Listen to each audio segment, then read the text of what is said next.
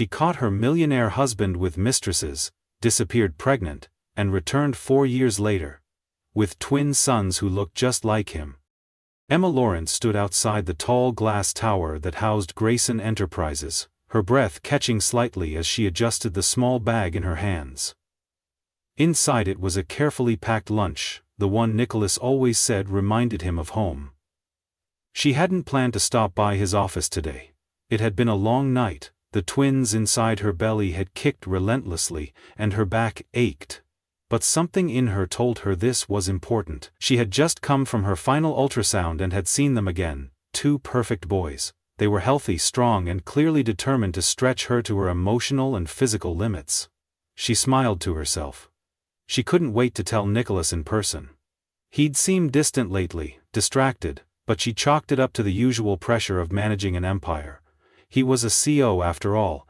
He carried the weight of thousands of people on his shoulders. That's why she'd chosen to show up today, without warning, with lunch and good news.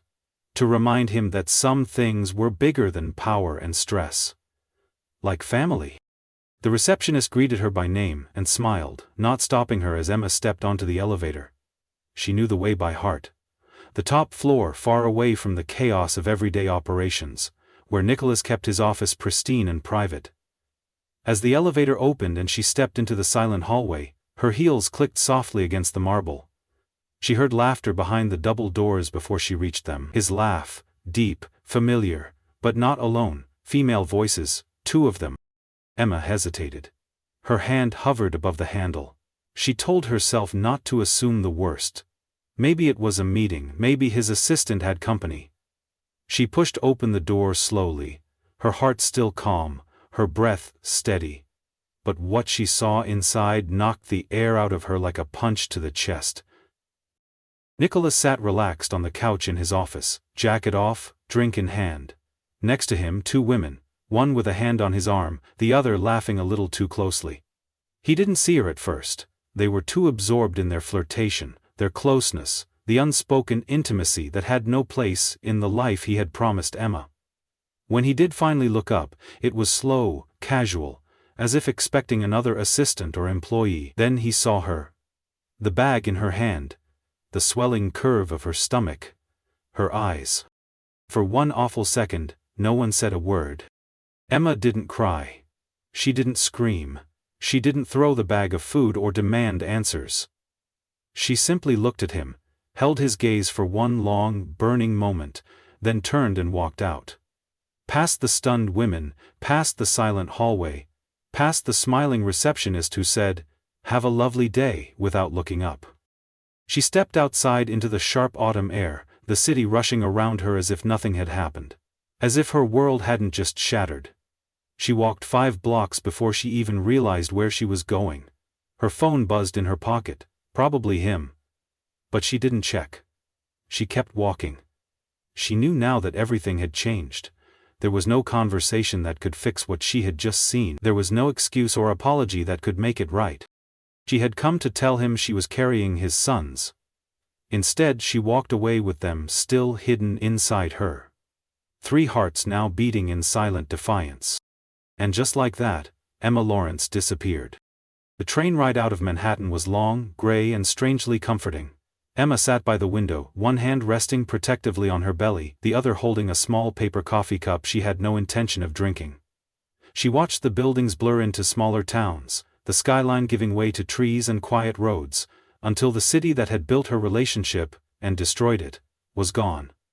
She hadn't packed much, only what she could carry, because she hadn't planned to leave. But after what she saw in Nicholas's office, there was no going back.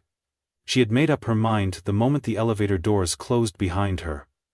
Her heart had shattered silently, and yet, all she could think about now was survival. Not revenge, not confrontation, just protection. For herself, for the babies, for the life she needed to rebuild far away from him. She didn't tell anyone where she was going, not her sister, not her college friends, not even her landlord. She didn't use her bank cards, she paid for everything in cash. It felt dramatic, like something out of a movie, but the truth was, she didn't trust Nicholas not to come after her, not because he loved her, but because his pride might compel him to fix what he had broken, for the sake of appearances. Emma wasn't interested in being saved, she was interested in never being betrayed again. She found a small rental cottage 2 states away, just outside a quiet coastal town in Maine. The place was old, with creaky floors and a leaky faucet, but it was peaceful. There was a pine tree in the front yard, and seagulls that called to each other in the morning. It was nothing like the penthouse she had once shared with Nicholas, but she could breathe here, really breathe. She contacted a local OB/GYN, who didn't ask questions about why she had moved mid-pregnancy. She found a second-hand crib on Facebook Marketplace and assembled it herself, piece by wobbly piece, while the twins kicked gently inside her. She didn't cry during those long nights, not because she wasn't broken, but because she didn't want her babies to feel her sadness. She told them stories while lying on her back, hands on her stomach, imagining what their faces might look like.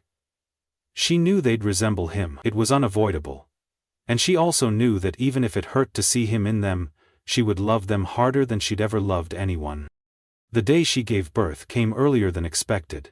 She was 36 weeks when the contractions started, sudden and sharp. There was no one to call, no one to drive her. She took a cab to the local hospital, gripping the armrest with every wave of pain, barely making it through the entrance before collapsing into a wheelchair. The delivery was long, intense, and filled with moments where she thought she might pass out completely. But when the nurses finally placed 2 tiny boys in her arms, Lucas first, then Oliver, everything else vanished. They were perfect, identical, yet already with subtle differences in the way their lips curved and their fingers curled. She held them both against her chest and whispered, "You're safe now. We'll be okay." The nurses asked about the father for the birth certificate. She left the space blank.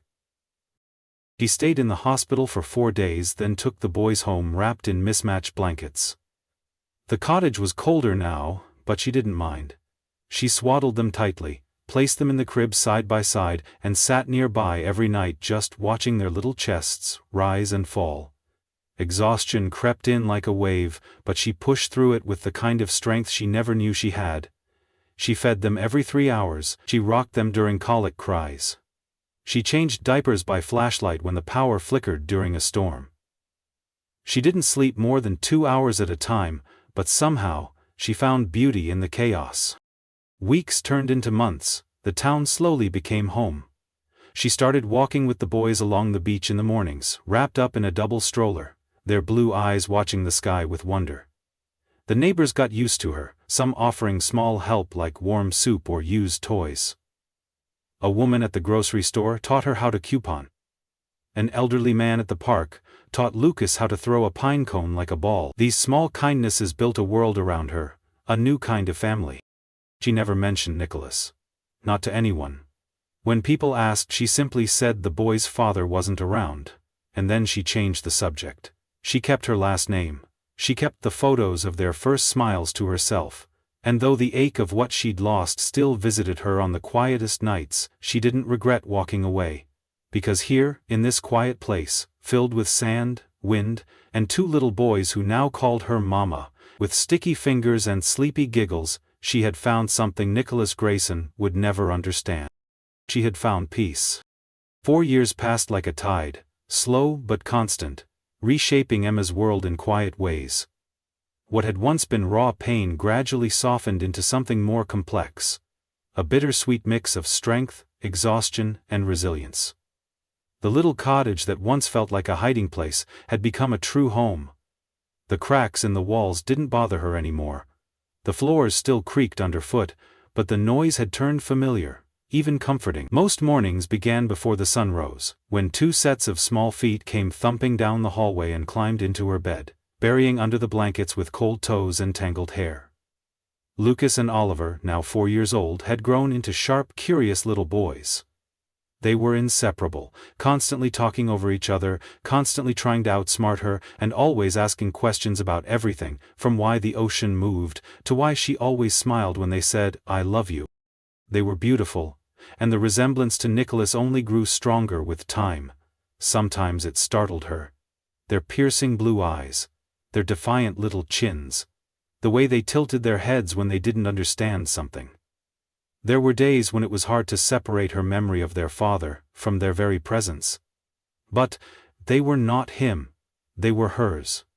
They had been shaped by her values, her love, her patience and humor. They didn't know anything of betrayal or disappointment, she'd made sure of that. Emma worked part-time at a local bookstore now, where the owner let her bring the boys after preschool on quiet afternoons. They'd sit in the children's section while she stocked shelves or helped a customer find an obscure title. The town had embraced them. The librarian knew their names.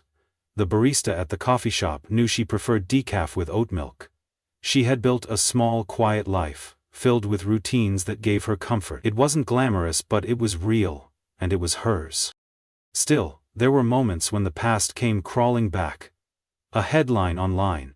A passing conversation.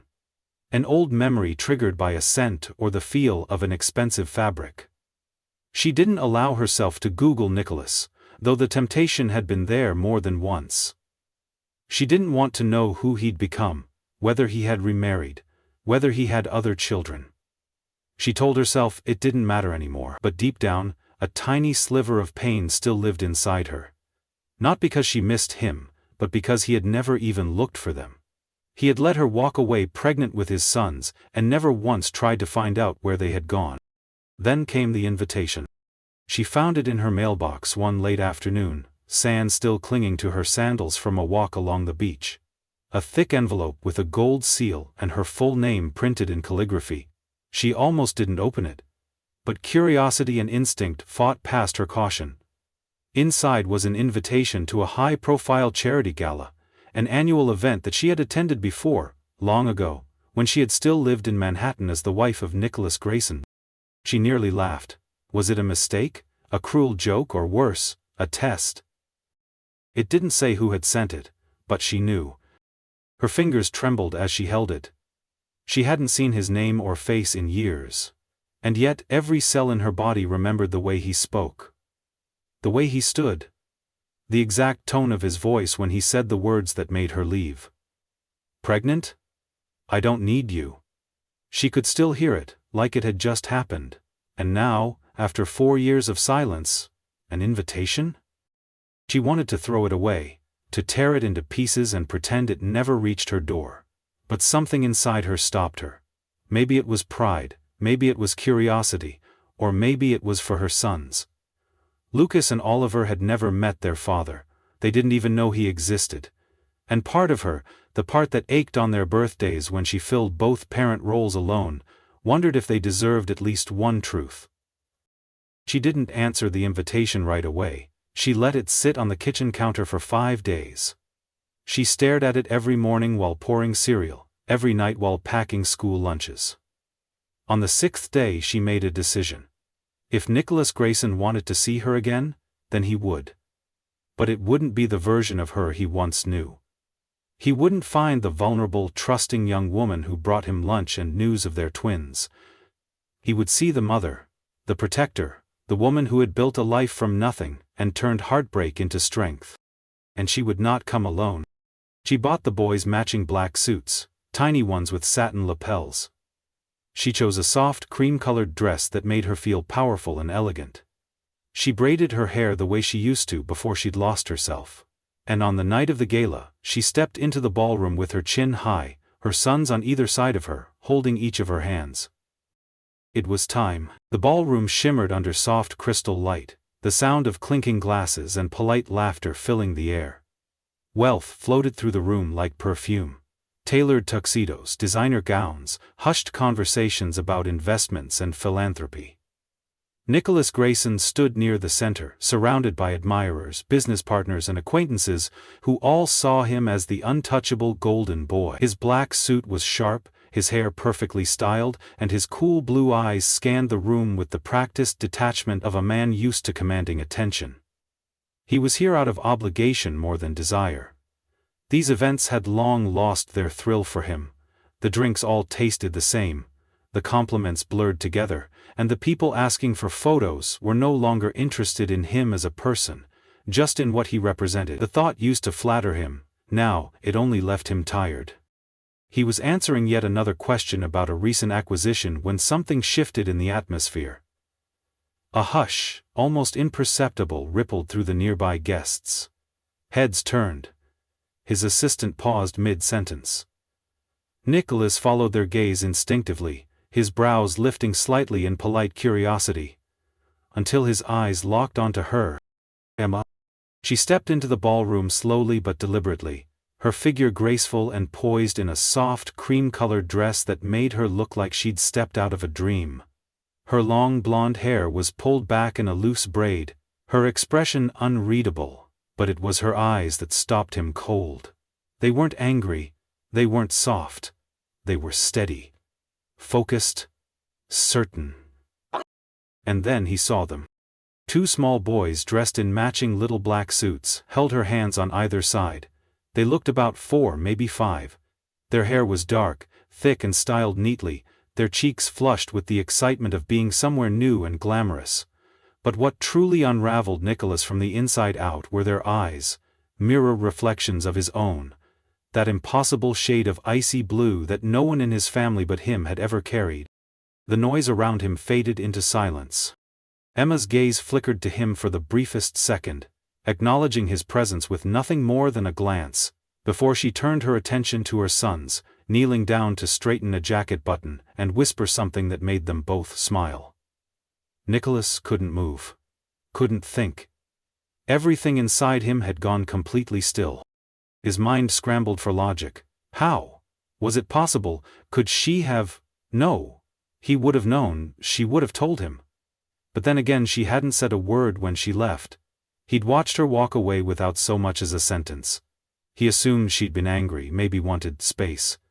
He had told himself she'd overreacted, that she'd come back, but she never did, and he had let her go, believing it was her decision, never once asking himself why she would vanish so completely.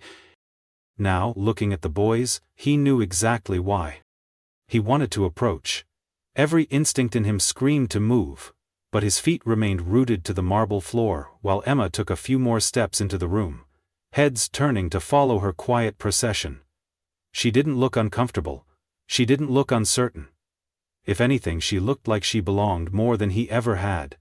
Guests whispered, murmurs rippling through the crowd, glancing between her and him. The resemblance was undeniable. One of the boys, Lucas, though Nicholas didn't know that yet, glanced up at him, their eyes locked, and Lucas tilted his head, studying him curiously. Then came the question that shattered whatever self-control Nicholas had managed to hold. "Mommy, is that the man from your picture box?" Emma's lips parted slightly. She looked at her son, then at Nicholas, and finally walked toward him. It wasn't dramatic. It wasn't loud. It was quiet. Dignified. The weight of it crushed the air around them more than any shouted accusation could. She stopped a few feet away, the boys standing close, their little hands still holding hers. Nicholas felt his heart pounding like it hadn't in years. "These are your sons," she said simply, her voice calm, her expression unreadable. He stared at them. At her. His mind screamed with 1,000 questions, but his mouth could only form one word. "Sons?" Emma gave a small nod. He looked again, closer now. The shape of their noses, the arch of their brows, their posture. It was undeniable. For a man so obsessed with control, with certainty, Nicholas felt something inside him collapse. It wasn't just shock. It was regret. Crushing, suffocating regret.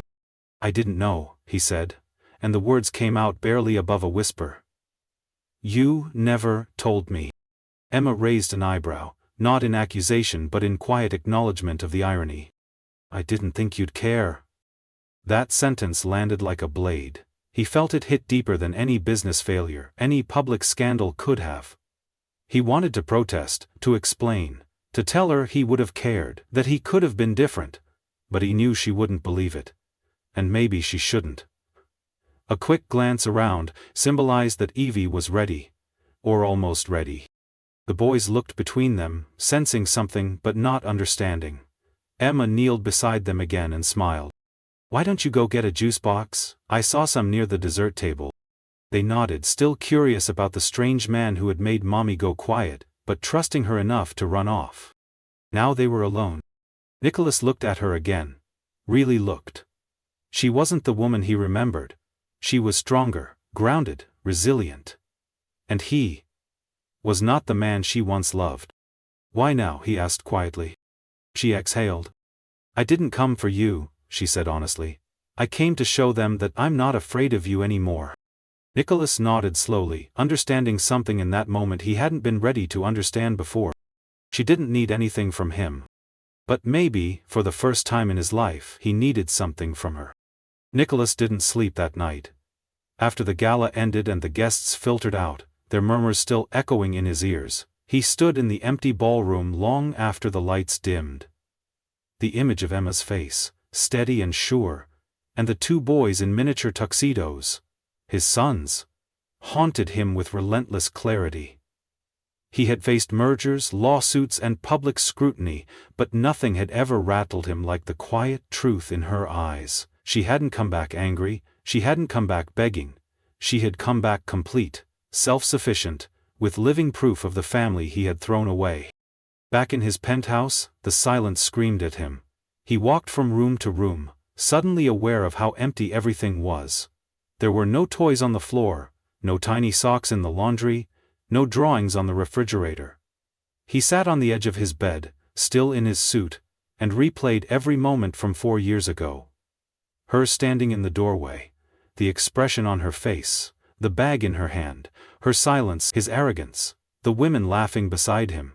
He had dismissed her without a word, assuming she would come back, because in his world people always did.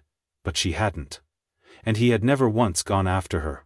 Until now, he didn't realize how much that had cost him. The next day, Nicholas did what he never thought he would do.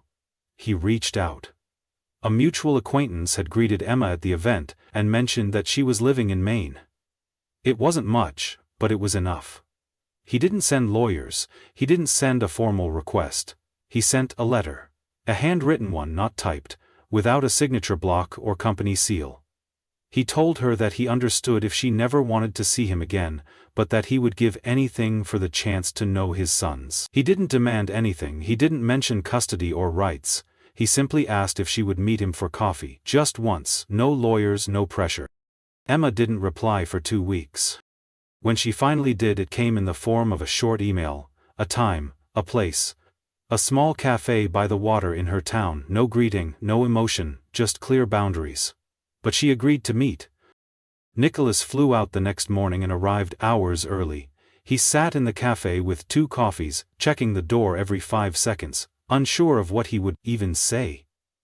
When Emma walked in, she looked tired but still striking, her hair pulled up, sunglasses tucked into her collar, a coat wrapped around her like armor. She didn't sit down right away, she just looked at him and said, "You have 10 minutes." He nodded, already knowing he didn't deserve more. He began by apologizing. Not with dramatic words but with simple, direct ones. He told her he had been blind, selfish and cruel. That he had failed to recognize what mattered until it was too late. That he wasn't asking for her forgiveness, but for the opportunity to be better now. For their children, if not for her. Emma listened. She didn't interrupt. She didn't soften. But she didn't walk away either. When his 10 minutes were up, she sat down across from him. "I've raised them without you," she said. "They're healthy, smart, and happy. I don't need anything from you." "But they might." Nicholas looked up, cautiously hopeful. "I don't want to confuse them," she continued. "They know their story in a simplified way, but if I let you in, even a little, you need to understand, this has to be on their terms. You don't get to come and go. If you step in, you stay." He swallowed hard, nodded once and said, "I'm ready." She watched him for a moment longer and then pulled something from her bag, 2 crayon drawings, folded in half. "They made these after the gala. This one's from Lucas and this one's from Oliver. They don't know who you are, but they both drew you." His hands trembled as he opened the papers. One showed a tall man in a black suit, with a small boy holding each of his hands. The other was simpler. Just a big blue eye and a smiling face labeled, "The man from the party." Nicholas couldn't speak, he just stared. "You can meet them," Emma said quietly, "but not as their father, not yet. as someone new. A friend. They'll ask questions, and I'll answer them when they're ready. He nodded again, overcome by emotion. Thank you. Emma stood. Don't thank me, prove it to them. And with that, she walked out, leaving the drawings in his hands. Nicholas remained in the cafe for a long time after she was gone, the weight of those small papers grounding him more than any deal or dollar ever had. He didn't know how to be a father. He didn't know if he was capable of becoming the man they needed. But for the first time in his life, he was willing to try. Not for pride, not for redemption, but for two boys who had drawn him into their world before he had even earned a place in it. The first meeting happened in a small park near Emma's cottage, beneath the golden leaves of early autumn. Nicholas arrived early, dressed in simple clothes for the first time in years. Dark jeans, a navy sweater, and worn sneakers he had to dig out from the back of his closet. He felt strange without his usual armor of suits and tailored coats. But Emma had asked him to dress casually, to not make the boys feel overwhelmed. He waited near the playground, hands tucked into his pockets, trying to ignore the pounding of his heart as children played and parents chatted nearby. When he finally saw them, it felt like something in the world had stopped spinning, just for a second. Emma walked slowly along the gravel path, holding a hand of each boy. The twins were dressed in matching jackets, their cheeks pink from the breeze, their dark hair tousled by the wind. They looked around with the easy curiosity of children, not knowing their entire world was about to shift. Emma gave Nicholas a small nod but didn't smile. She knelt beside the boys and whispered something, gesturing toward him. Then she stood up and said clearly, "Lucas, Oliver, this is Nicholas. He's someone I used to know. He wanted to meet you." The boys looked at him with interest but no fear. Lucas, always the more direct of the two, walked up first and said, "Do you like dinosaurs?" Nicholas blinked, caught off guard, then smiled genuinely. "I love them, especially the Stegosaurus." Lucas grinned. "That's the best one, he has spikes on his back." Oliver joined them a second later and added, "I like the T-Rex, he's the boss." Nicholas crouched down to their level. "I bet you're both experts." That was all it took. Within minutes the twins were showing him their favorite part of the playground, climbing the wooden ship structure and inviting him to be the captain. Emma stayed nearby, watching closely, arms crossed but not in anger, more like quiet defense. She wasn't protecting herself anymore. She was protecting them. But she didn't interfere. She let the scene unfold, and to her surprise, Nicholas didn't overstep. He didn't act like their father, he didn't push for closeness, he just followed their lead, listening, laughing when they joked, and answering every question they threw at him. Over the next few weeks, these meetings became a regular rhythm. Always in public, always with Emma present. They went to the zoo, to a puppet show at the library, to the beach where the boys built castles and Nicholas helped them collect seashells. He never asked for more time, never demanded to see them alone. And because of that the boys began to open up to him naturally. They started saving stories to tell him, rushing up to him when they saw him, calling out, "Nicholas!" with genuine excitement. It surprised Emma how easily they accepted him. And it surprised her even more how different he was. He didn't bring expensive gifts or make grand gestures. Instead he showed up on time. He remembered the boys' favorite snacks. He asked how their school week went, and listened patiently to every long meandering story they told. One day Lucas fell while running and scraped his knee. Nicholas was the one who scooped him up, comforted him, and sang a silly little song until the tears stopped. Emma had to turn away, swallowing an emotion she didn't expect. Still, she kept her guard up. One consistent month didn't erase 4 years of silence. But she couldn't deny the change in him.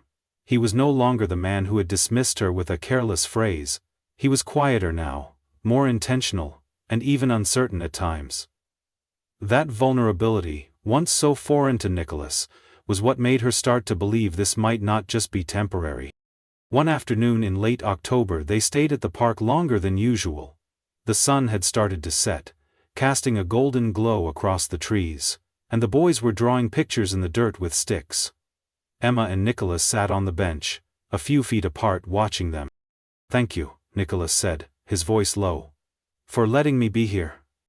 Emma glanced at him, but didn't answer right away. The silence between them wasn't cold, it was contemplative. "You're doing better than I thought you would," she admitted. "You haven't run." "I've wanted to," he said with a faint smile. "This is harder than anything I've ever done. It's the first time I've been truly scared of failing." Emma looked back at the boys. "They don't need perfect. They need present." Nicholas nodded, taking those words into his heart like a promise. "I want to be that. Not for me. For them. And for you, if you'll let me." She didn't respond immediately, but her expression softened just enough to let him hope. That night, after they said goodbye and the boys hugged him tightly without needing any encouragement, Emma stood by her car and said quietly, "Next time, you can come to the house."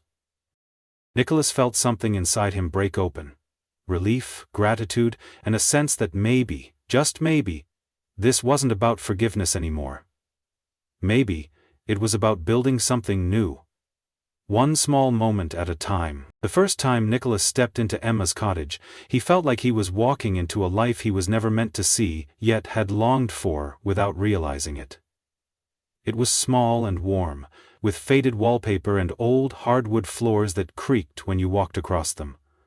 But every inch of the space spoke of love and memory. Crayon drawings were taped to the fridge in uneven lines, tiny shoes were scattered near the door, and the faint scent of something sweet, maybe vanilla or cinnamon, hung in the air. Lucas and Oliver raced in ahead of him, throwing off their jackets and running to the living room, where a blanket fort half collapsed over a pile of books. Nicholas stood awkwardly in the doorway, unsure of whether he should follow them or wait for permission like a guest. Emma walked past him, gently brushing his arm as she headed for the kitchen, and for some reason, that quiet gesture steadied him more than anything she could have said. He spent the afternoon with the boys on the living room floor, building Lego towers and pretending to be a monster while they shrieked with laughter. At one point, Emma came in with a tray of snacks and stood watching them silently. Nicholas caught her eyes and saw something that hadn't been there before. Not trust, not yet, but something closer to peace. She didn't speak, just sat nearby and let the scene unfold. Over the next few weeks, visits to the cottage became more frequent. They were still cautious, but less formal. Nicholas helped make pancakes on Saturday mornings, always burning at least one, to the boys' delight. He read bedtime stories, his voice, awkward at first, then slowly growing animated, as the twins demanded voices for every character. He stayed to fix a leaking faucet one day, then returned the next to replace a broken step on the porch. Emma didn't ask him to do any of it, and he never acted like it earned him anything, but each gesture became a quiet offering. One evening, after the boys had fallen asleep curled up in blankets on the couch, Emma and Nicholas sat outside on the back steps, wrapped in coats, sipping tea. The stars above the trees were unusually bright, and the night air carried the faint sound of ocean waves in the distance. "I never expected this," she said softly. Nicholas glanced at her, unsure if she meant the life she had built, the reappearance of him in it, or something else entirely. "I didn't either," he admitted. "I thought I could bury everything I did, keep moving forward like it never happened, but it stayed with me. You stayed with me." Emma didn't respond right away. She was looking at the stars, her profile outlined in the faint moonlight. "They might ask about you again," she said finally. "Lucas wanted to know if you used to live in a castle." Nicholas laughed under his breath. "I guess my old place might have felt like one to them." Emma smiled faintly but didn't turn to him. "I told them the truth. That we were once together. That things didn't go the way I hoped. That people make mistakes, and some try to fix them." He felt something twist inside him. Shame, yes. But also humility. Did they understand? They're kids, they understand more than we give them credit for. They sat in silence for a while longer before Nicholas said quietly, "Do you think there's any part of you that could believe in me again? Not for the past, but for who I'm trying to become?" Emma turned toward him then, not with anger, not with the bitterness he feared, but with honesty. "I don't know yet. But I believe the boys see something in you. And that's a good place to start." He nodded, accepting that. He didn't press, he didn't ask for more. A week later, a storm hit the town hard. The power flickered out during the evening, and branches thrashed against the windows. Emma had candles lit, blankets piled up, and was reading a book to the twins by flashlight, when Nicholas knocked on the door, soaked from rain, holding a bag of batteries and hot soup. "You shouldn't have driven in this," Emma said as she let him in. "I didn't want you in the dark alone," he answered. That night, after the boys had fallen asleep in sleeping bags near the fireplace, Nicholas and Emma sat close together, watching the flames. She leaned her head lightly on his shoulder. It was not a promise, not a declaration, but a moment of real closeness. Earned, not taken. And for the first time Nicholas didn't feel like a man trying to reclaim something he had lost. He felt like a father. Like a man finally stepping into the role he should have never abandoned. And beside him sat the woman who had every reason to hate him, yet instead chose to see who he was becoming. The twins' 5th birthday arrived on a crisp spring morning, the kind of day that seemed perfectly tailored for new beginnings.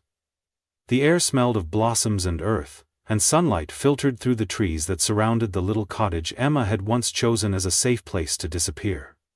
Now, it felt less like a hiding spot and more like a heart that had slowly, patiently opened itself again. There were balloons tied to the porch railing, and the backyard had been transformed into a makeshift celebration space, with picnic tables, colorful streamers, and 2 homemade cakes, one shaped like a dinosaur and the other like a rocket ship, just as Lucas and Oliver had requested. Nicholas had arrived early to help set up. He wore jeans and a gray t-shirt stained with icing and grass, his sleeves rolled up, his hands sticky with tape and ribbon. He moved with the easy rhythm of someone who had learned to stop proving and start participating. He let the twins order him around, let them change the plan every 5 minutes, and when they begged him to wear a paper crown he did it without protest. Emma watched him from the kitchen window, as he helped hang a banner that read, "Happy Birthday Explorers," and felt a mix of pride, warmth, and a quiet disbelief that the man outside was the same one she had once walked away from without a word. Guests began to arrive. Friends from preschool, kind neighbors, the woman from the bookstore, the old man from the park, the yard filled with laughter and the sound of running feet. Lucas and Oliver darted through the crowd in superhero capes, their cheeks flushed with joy, occasionally stopping to show off their gifts or shout instructions to anyone willing to follow their mission rules. Nicholas played every game they invented, crawled through cardboard tunnels, pretended to get zapped by invisible lasers. Emma made punch and answered questions and refilled chip bowls, but every time she caught Nicholas lifting one of the boys onto his shoulders or gently tying their shoelaces, her heart tightened with something she had no name for. As the sun began to set and the children gathered for cake, Emma lit the candles slowly, one for each year they had made it together. Nicholas stood just behind the boys, his hands gently on their shoulders. When everyone sang happy birthday, Emma watched as the twins closed their eyes, made silent wishes, and blew out the flames in unison. The applause and cheers that followed were almost loud enough to drown out the crack in her voice when she whispered, "We made it." Later that evening, after the guests had left and the backyard was a quiet mess of paper plates and popped balloons, the 4 of them sat on a quilt under the stars. Lucas and Oliver were sleepy and full of sugar, curled against each of their parents, their capes still tied around their necks, their eyes heavy but resisting sleep, in the way children do when everything feels too magical to end. Nicholas had one arm draped protectively around both boys, and his other hand reached across the space between them to find Emma's. She didn't pull away. Instead, she laced her fingers with his, and in that small gesture, something shifted permanently.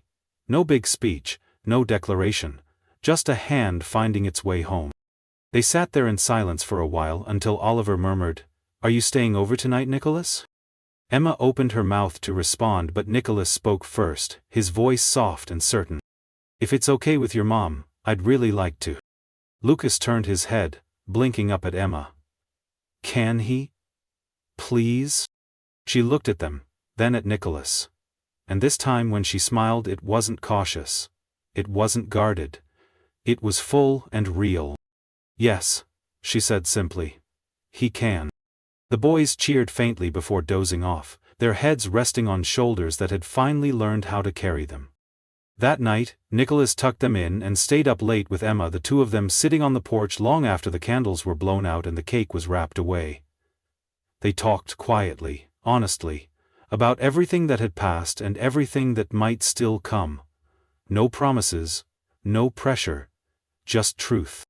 In the quiet hours of the early morning, Nicholas looked out at the backyard, now empty but still glowing with the memory of laughter, and whispered, "I never thought I'd get to be part of this." Emma looked at him and said, "You didn't just show up, Nick, you earned your place." And in that moment, with the moonlight casting silver shadows and the soft rhythm of their son's breathing echoing through the house, they both knew, this wasn't the end of the story. It was the beginning. As the author, I believe the ending of this story reflects something deeper than just romantic resolution. It's about transformation earned through humility, trust rebuilt, one quiet moment at a time, and the healing power of presence. Nicholas didn't get a second chance because he begged for it. He got it because he showed up, consistently, and learned how to love without expecting to be forgiven on command. Emma's strength wasn't just in leaving but in raising her sons with grace and dignity, protecting their innocence while carrying the weight of heartbreak. And when she finally allowed Nicholas back into their lives, it wasn't weakness, it was wisdom. She waited until he became the kind of man who understood the privilege of being a father and a partner, not just the title. The ending isn't perfect, and that's what makes it real. No grand declarations, no fairy tale fixes, just a mother, a father, and two little boys building something from scratch, stronger than before.